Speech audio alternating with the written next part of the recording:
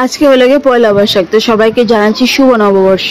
হ্যাঁ জানি পয়লা বৈশাখে সবাই নতুন নতুন কাপড় করে ভিডিও শুট করে ফটোশুট করে, বাট আমার সেরকম কোনো কিছু প্ল্যানিং ছিল না। তো তাই সকাল থেকে আমি কোনো কিছু ভিডিও করিনি। তো এখন বিকালবেলা বেরোচ্ছি আমি বাজারে, আর এখন বাজে 6টা। আর বাজারে এসে বাজারে কন্ডিশন দেখি, ও মাই গড, পুরো বাজার ফাঁকা। এরকম ফাঁকা যে মনে হচ্ছে পুরো বাজারে কারফিউ লেগেছে। ফার্স্ট টাইম আমি দেখছি আমার লাইফে যে এরকম বাজারের কন্ডিশন, বাজারে লোকই নেই।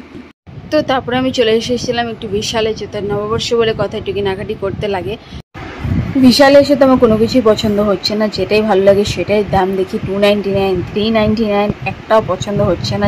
তো ফাইনালি অনেক ঘাটাঘাটি বাছাবাছি করার পর আমার কয়েকটা টপ ভালো লেগেছে, তো কেনাকাটি করার পর আমি বেরিয়ে গেছি বিশাল থেকে। তো আজকে লাগে আমি ব্যাগ নিতে ভুলে গেছিলাম, আর বিশাল থেকে আজকে ব্যাগ দেয়নি, যেহেতু আজকে ওদের ব্যাগে শর্টেজ পড়েছে, তো খালি হাতে নিয়ে আসতে হচ্ছে।